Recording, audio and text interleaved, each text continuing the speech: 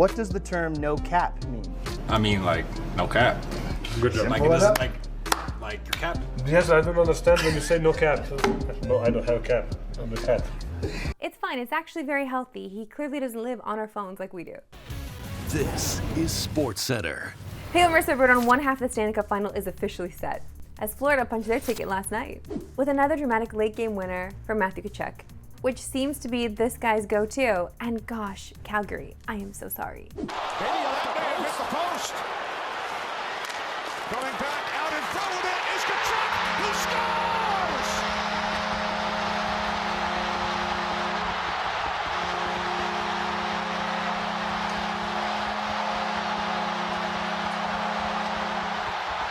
The only thing worse than being a Hurricanes fan is this guy trying to watch the game on his flight. Cigarettes. We'll be starting our food and beverage service soon. First, we've been to the camp select the Vita boxes as well as pillows, blankets, earbuds for purchase. Oh, you missed that Snacks and fancy beverages, water, juices, tea, and pressure brewed coffee. Beer, wine, Oh and my liquor for God. Okay, guys, crew, captain, you missed the moment. I'm sorry. That was brutal timing. That was tied for the latest game-winning goal in regulation to clinch a series in playoff history. And also Tkachuk's third game-winning goal of this series. There was only 4 games. And honestly, we probably should have known this was coming, with the energy Dolphins head coach Mike McDaniel brought pre-game.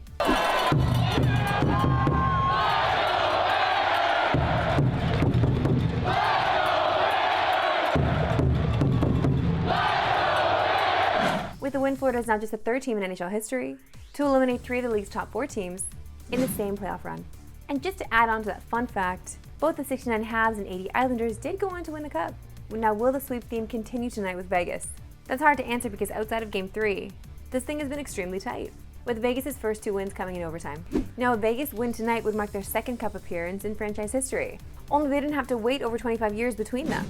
Vegas would become the 3rd franchise in the extension era to make multiple Cup final appearances within their first 6 seasons in the league, joining the Oilers and Blues as the only other teams to accomplish that feat. You know what, this really pisses me off, and I feel like as I was doing that segment, a gray hair fell from my head. Look at this. Look at this. This is what it's like being a Leaf fan listening to this. Okay, it's not fair. It's not right. This is so for real. Do you see this? This is so for real. But all those Vegas stats are contingent on a win tonight, which is no guarantee. You've all heard this stat before. Only 4 teams in NHL history have ever come back from 3-0 in a series. Listen, I want to believe because I always want to believe in the underdog, but it's looking rough. As the Nuggets rest and wait for the start of the finals on June 1st, the Heat look to punch their ticket to the finals tonight against Boston. So time to check in with our gambling guy, Wes Chang, to talk Game 5. Great to see you, Wes. Great to see you, Marissa. Okay, do you see the series going 6? And if so, how does this affect your best bet going into tonight? I just want to start off by pointing out 150 NBA teams have been in the spot down 3-0 during the playoffs. None have ever completed the comeback. Boston might win this upcoming game, but to win the series, the math is really against them. Now, going back to Game 5 here, they are, the Celtics, they're favored for a reason. I think they're going to get this one done. They found some stuff in Game 4 from both the three-point line and on the defensive end. Our best bet ties into that. We think Boston's going to win this game, and we think Jason Tatum's going to grab 10-plus boards, a line that he's covered 12 out of 17 times during these playoffs. Finally, you cooked up a little same-game parlay for us. What's on it? Yeah, our SGP covers some of the popular players that are popping up in this series. We got Jimmy Butler to score 25 or more points. He's covered that line in 3 out of 4 games during this series. We got Grant Williams to grab 2 or more threes. He's becoming a mainstay in this series. He's played almost 30 minutes over the last 2 games, and he's playing above some of the starters in terms of total minutes played. And then Jason Tatum, as we mentioned, we got him on this as well to grab 10-plus boards. Wes, a pleasure as always. Thanks for having me. Throw, top of the slide shot. Pinpoint accuracy. Time now for my favorite segment and yours, Why We Love Sports Today. Why we love sports today. And if there was ever a dodgeball draft, this guy should be going first overall. Because not only does he have a Josh Allen-esque cannon, but he's also got Mahomes-like accuracy. Throw, top of the slide shot. Top of the slide shot. Oh! This guy's calling his shots while in slides, looking so casual. I mean, okay, go off, King. Okay, we're always looking for new and fun ways to get buckets. And this basketball tree does just that. Yeah, that's right. I said basketball tree.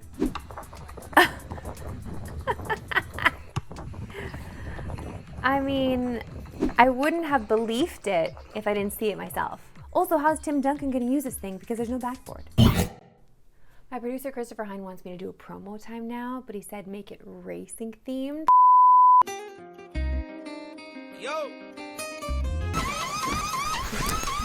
This is going to really upset all my Italian friends. Luigi follow only the Ferrari. It's promo time! It's a massive racing day this Sunday on TSN, as we've got you covered from morning to night with F1, Indy, and NASCAR.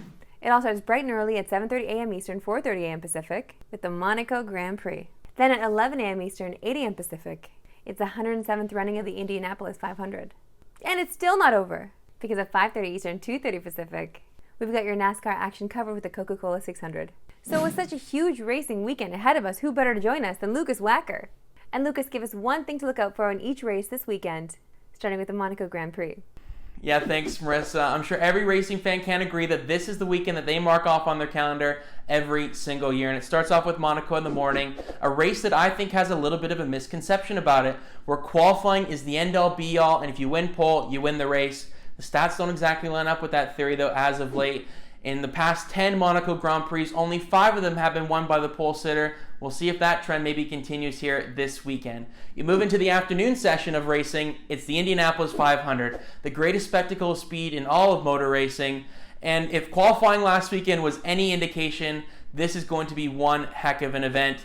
Alex Palou set a new qualifying record. He will lead the field to the green flag on Sunday, and then the rest of the field follows suit, as this is the most competitive field in Indianapolis 500 history. That's what you want to see going into that race. And then you look into the one that bookends it all, the Coca-Cola 600, a crown jewel event, NASCAR's longest night. And in the last 6 races, we've seen 6 different winners of that race.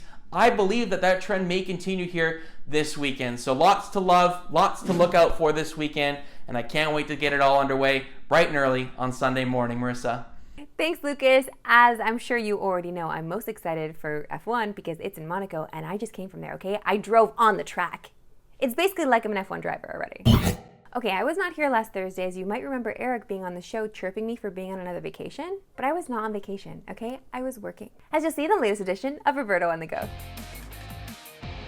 Have you ever played hooky from one job to go to another? We're not hosting Digital Sportscentre today. Oh no, we're putting on the cutest bit and going to host something else. We're going to the Raptors Uprising Gaming Center, past the geese. And you're not Canadian if you're not terrified of geese. This is one of those cool events that's pretty intimate. Only a select few were invited to come and play against the Raptors Uprising. I checked out their content creation room, which was so nice. The lighting is incredible. We had a little meeting beforehand. The Raptors Uprising are Toronto Raptors esports affiliate with one of the best spaces in the league to create in. To practice in and also to demoralize any other gamer coming in to try to take them on, but for some reason our coach believed in us, which was wild. Like, the guy had a game plan and everything. You think any of these gamers who came in followed it? We're playing against professionals. Oh look, I found the food. Surprise! I love box lunches like this, but the cookie that it came with was oatmeal raisin. Oatmeal raisin! The gamers are really celebrating getting one bucket at a time because honestly, it was a struggle to get even double digits on the board. And the coach lost hope. He doesn't believe in us! No, I mean, there's only so much you can do as a coach. He got it!